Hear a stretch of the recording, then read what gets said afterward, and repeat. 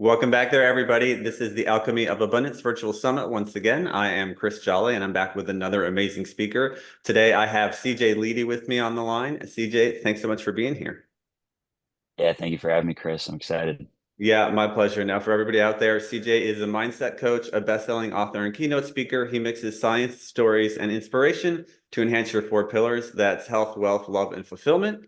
And he's also a real estate entrepreneur who speaks to the power of mindset as it relates to business, success, and balance in life. CJ, thanks again so much for being here. Yeah, thank you. It's an honor to be here. Now, your talk is entitled Increase Entrepreneur Motivation and Discipline by Learning to Tune Your Mind. I've mentioned a little bit about who you are. Is there anything else you want to add to that, or should we jump right in and you can tell us what you mean by tuning your mind? I think that was a great introduction. I would just add for a little more clarity. So, yeah, I'm a business mindset coach. I work with entrepreneurs, executives, salespeople, and really the main focus is to help people lock in mentally into whatever's important to them, typically entrepreneurial ventures or their businesses, really by increasing the passion behind what we do and the clarity around what we are trying to do. So, and yes, like you mentioned, I've written a book called Tune Your Mind, and it's really this three-step process for how to wrap your mind around an important concept, an important dream or goal or business or whatever it is for you. So, yeah, I really appreciate you taking some time to dig in here with me. Excellent. Well, I want to ask a little bit about the book and the process of tuning your mind. What is it that kind of inspired you to write the book, and how did you get your fascination with mindset and business psychology? Yeah, great question. So, interestingly enough, so I grew up with a lot of social anxiety. And when I was 18 years old, I went to one of those stage hypnotists who, make people dance like a chicken across the stage kind of thing. And afterwards, and I had no interest. It was a 400 person auditorium. I was like, I'll sit back like a little, fly on the wall. I'm not going to say anything or do anything. I'm not jumping up there. I had a lot of those anxieties.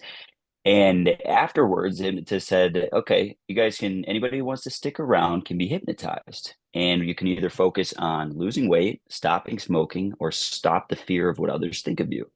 And I was skinny, not that interested in cigarettes. So I defaulted to the third choice. And like I said, the fears of what others thought of me had really constricted me in a lot of ways, even more so than I had actually really recognized at the time. But I went through this hypnosis experience and I went into a deep, deep trance state, was basically passed out asleep in my lap. And I had never meditated anything like that before, didn't really give much interest to the whole space of mindfulness meditation, all these other things. And I came out of this experience and it was completely life changing for me.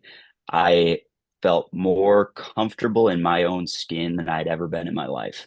I shy away a little bit from the word confidence because confidence is almost like this air of just feeling like I've got this kind of thing. It was more just like I can be exactly who I am and that's okay.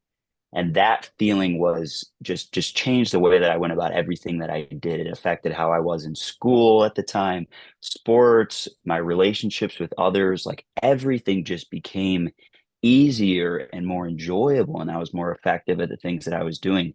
And so I went on a 5 or 6 day period where it was just this absolute incredible high. And I became fascinated from that. It just drove this idea home that the mind and the subconscious mind in particular is so impactful on everything that we do, from our businesses to our relationships to our hobbies to everything that we do. The mind and how you've programmed it affect your enjoyability and your effectiveness.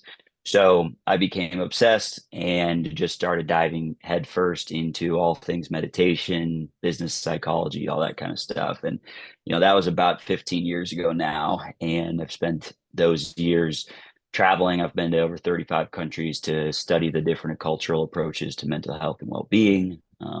Lots of different little pivotal moments that have continued to kind of push me along in my journey. But that's what really stimulated the work for my book. I started coaching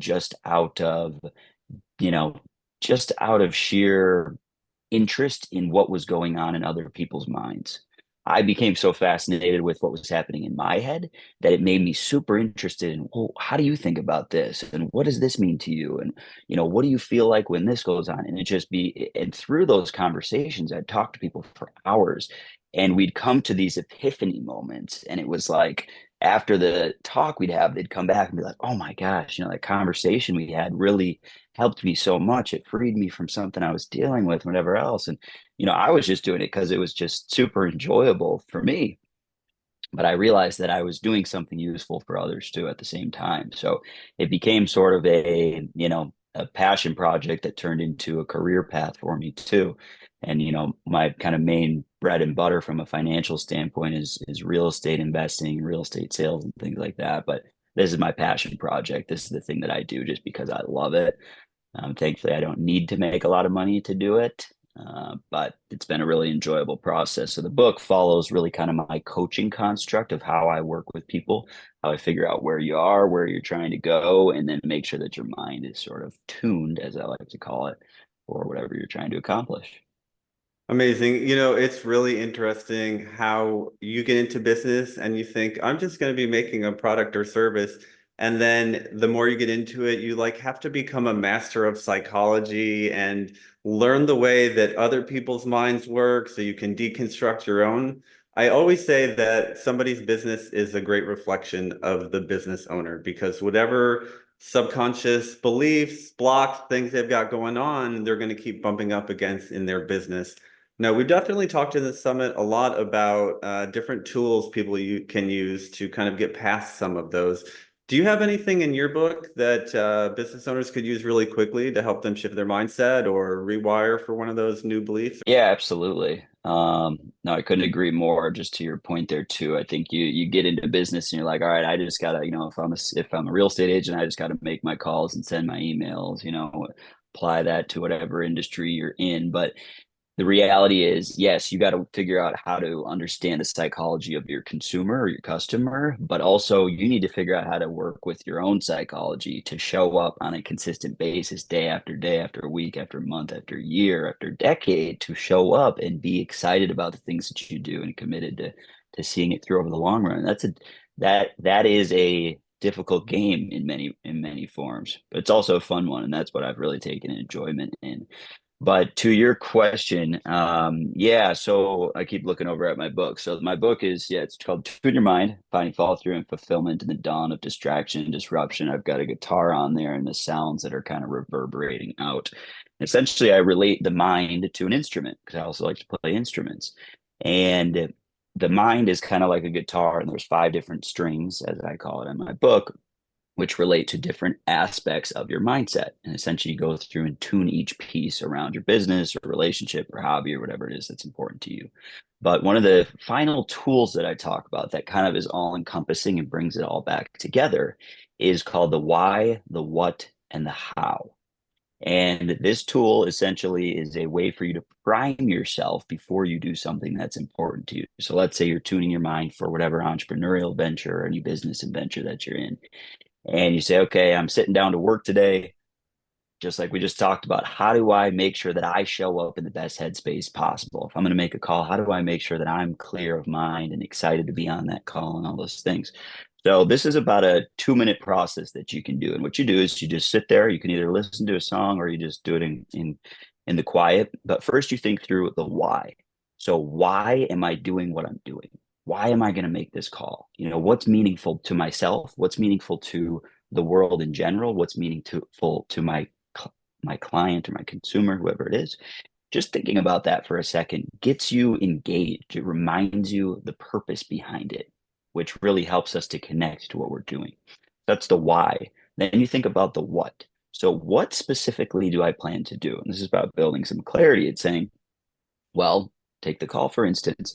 I want to talk about XYZ points. And what do I want to accomplish to that? Well, I really hope to set up another appointment or close the sale or whatever it might be in this circumstance.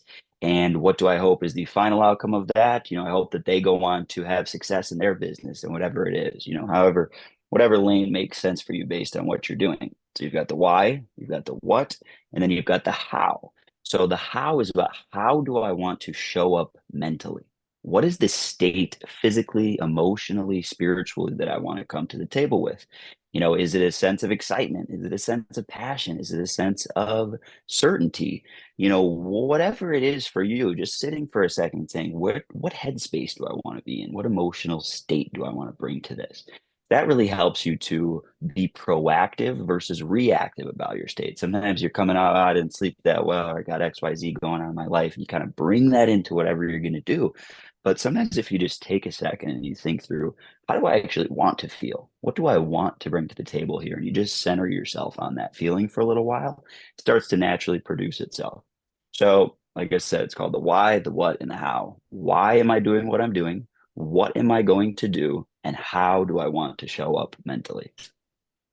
Yeah, CJ, that connection to the emotional state can be so crucial, especially when I'm talking to entrepreneurs who they're either burnt out or they've kind of lost connection to the why in their business and they're just not having a lot of fun anymore.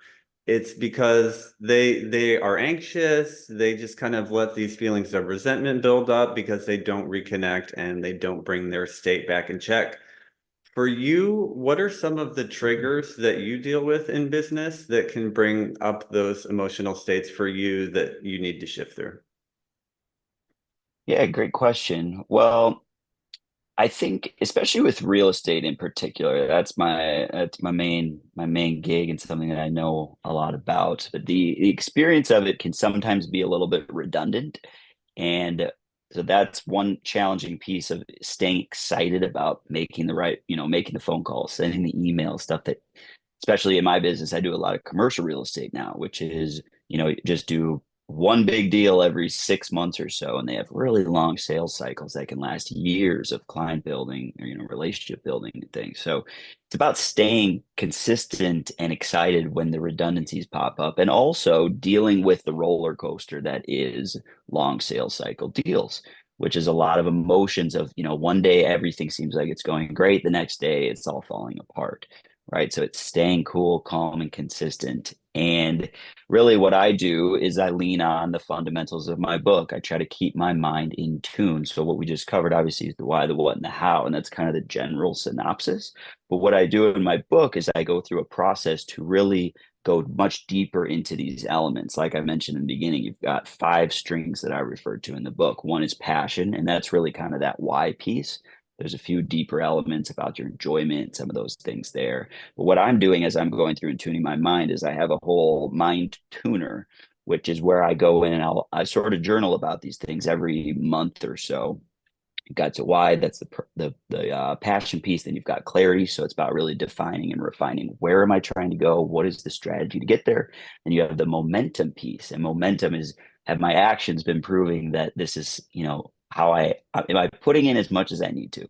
If I say I need to be working 50 hours a week to accomplish this goal, what have the last 2 weeks shown? Have I done that? How much emotional energy do I need to bring to the table? Is it, do I need to be at an 8 or a 9 out of 10 to really be present enough to accomplish that during the 50 hours a week? Have I been doing that? If not, where do I need to be within that momentum? The next piece is ease. And ease is about the limiting beliefs versus your empowering beliefs. Ease is kind of that subconscious piece. And so it's asking yourself honestly, am I facing fears within what I'm trying to accomplish, or do I feel comfortable in the process that's going about it? And if so, I've got a handful of different tools that you can use, but what do I need to do to release that? What do I need to do to overcome that limiting belief? And then finally, it's necessity. So necessity is about understanding the importance behind what you do. So for me, that's clearly defining the benefits of success versus the consequences of falling short. I find that the more clearly I'm aware of that piece of, wow, if I'm able to complete this real estate deal, it means XYZ for me, myself, my family, for everybody else around me.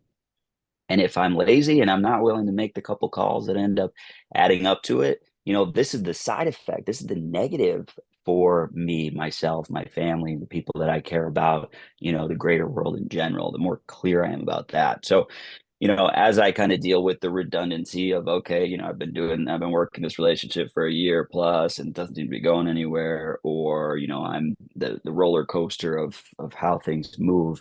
When I'm really clear and my mind is truly in tune with all those elements, I can speak them clearly.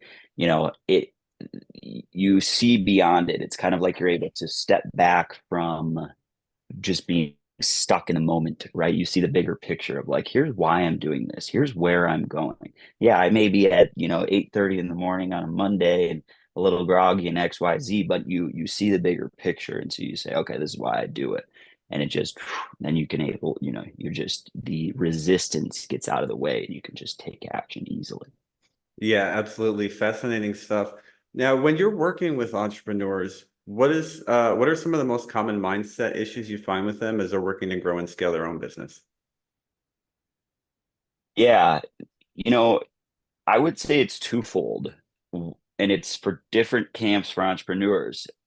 The first camp of entrepreneurs that I work with often has what you maybe have heard of as the shiny object syndrome. Have you Yeah. heard of shiny object? Yeah, of course. So it's, Mhm. you've got entrepreneurs who are incredibly talented, incredibly skilled with a lot of different avenues within entrepreneurial ventures, but they can't see something through to completion. Oh, I just had another great idea. I could start this other business doing, window cleaning, and I can get all of, I can contract XYZ and I can figure it all out. And it's like, this is a great idea and it could make a lot of money. And it's true. You probably can. There's lots of different ways that we can go out and make money as entrepreneurs. But that's not how true entrepreneurial success takes place. It takes place because you lock on to something for long enough to build enough momentum that maybe then you can hand it off and go start, put your energy somewhere else. But you got to see it through to completion. And I've worked with a lot of entrepreneurs who struggle with that. They're ideas people. They come up with, oh, I just had this incredible idea. And that's a beautiful thing, but you got to be able to tailor the other ideas that come along the way until you get your original idea airborne, you know? So I think that's one of the biggest issues that really come up against. And sort of the solve for that is creating clarity, creating a larger understanding of the importance of that concept in general, so you can kind of see it when you're in it. I think any of us as entrepreneurs, we have those days where we're like, oh, this is cool. And you hear, oh, you should be investing in this and you should be, studying. And it's like there's all these cool things going on, but it's like you kind of have to stay centered. So it's being able to zoom out, see the clear picture of where am I going, why am I going there. I know I'm going to run into other great ideas along the journey, but it's kind of like marriage.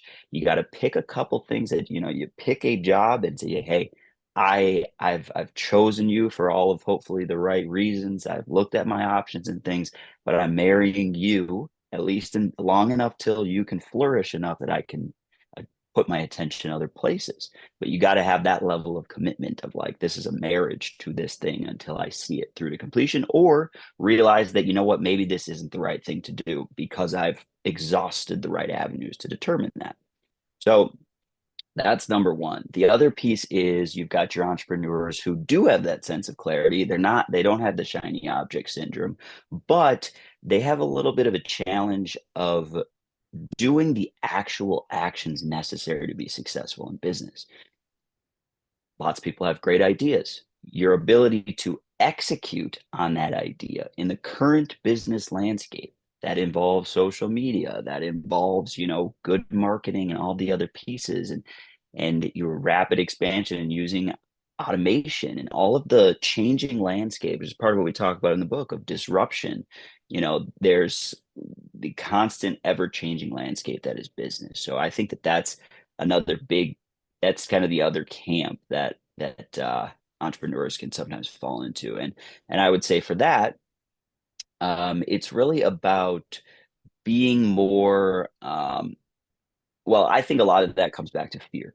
A lot of times, what I will find as you trace it down farther and farther, most people, most entrepreneurs that are smart and know what they're doing, it's not that they don't know what to do. It's that they are afraid or lazy or whatever you want to wrap that fear in, that keeps them from taking the action that actually would catapult their business to the next level.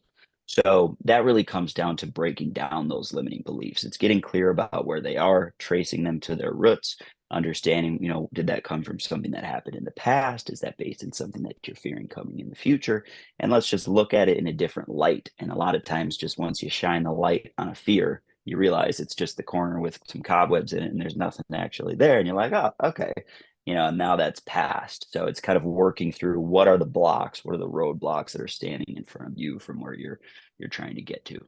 Yeah, what I tend to find is when somebody knows what the right things to do are, but they are not bringing themselves to do them, it's usually an identity issue, and they have something subconsciously that they believe about themselves that prevents them from doing the thing that they know they should be doing.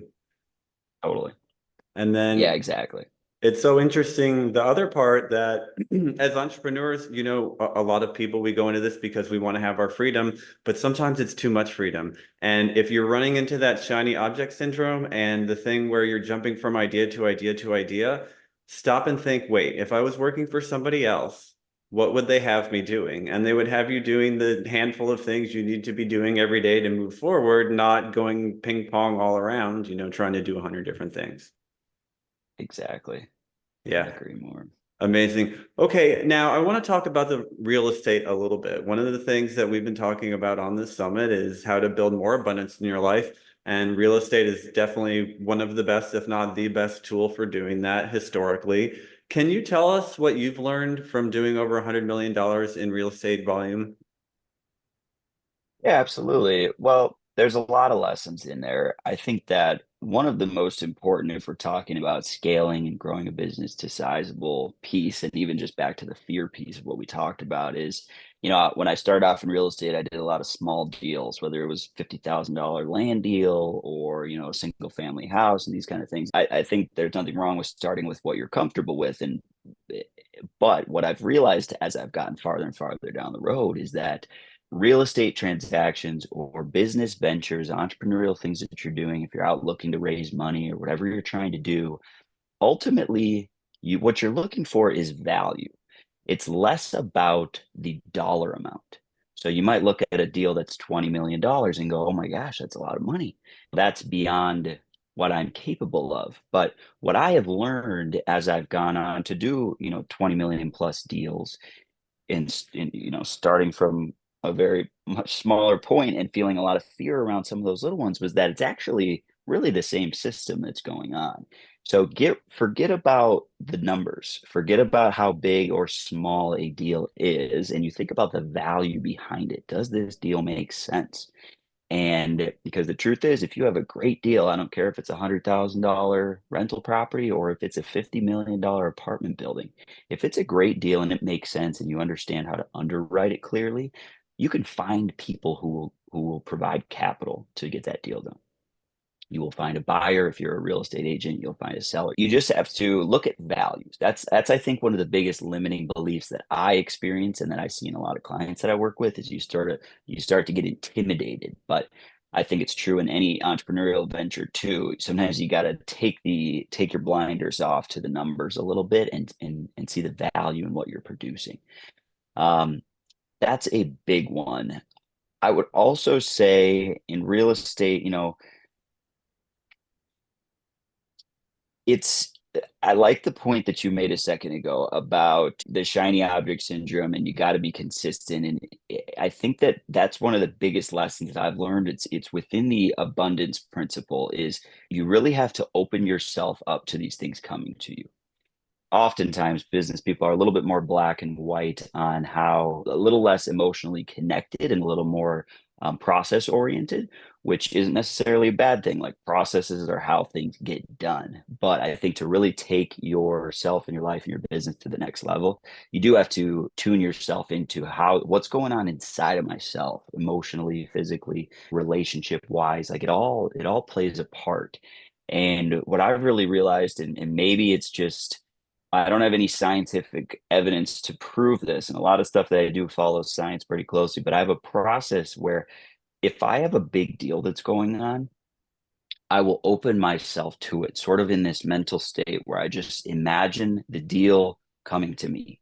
I imagine the deal getting done. I just kind of open myself up and I just see whether I'm out for a jog or I'm meditating or I'm just walking around. Maybe the idea comes up, but it's like removing the blocks and just seeing the deal being completed, seeing the deal coming to me. It's just like a physical movement. I notice there is a reaction in my body, which is positive from that. Sometimes I'll have like this idea, right now I'm working on this real estate deal. We're trying to buy an RV park, and there's a subdivision issue where the city's given us some grief about, oh, somebody needs to pay for the road to be redeveloped.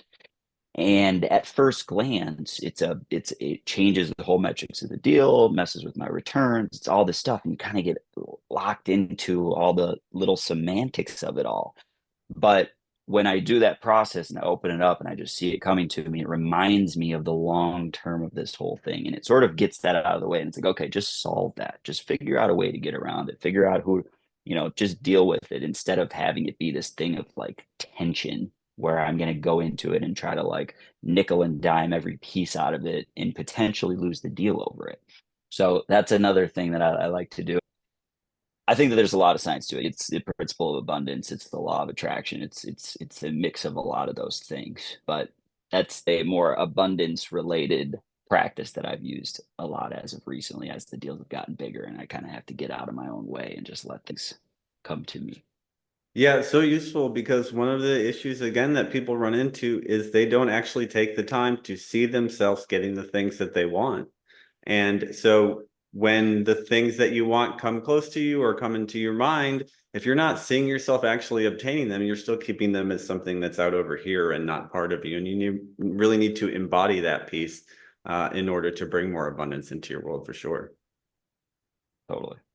Okay, CJ, well, it's been great stuff. Now, before I let you go, I want to talk a little bit about your free gift. Not surprisingly, it's called Is Your Mind in Tune? The link for that's right below the video here, so go ahead and check that out.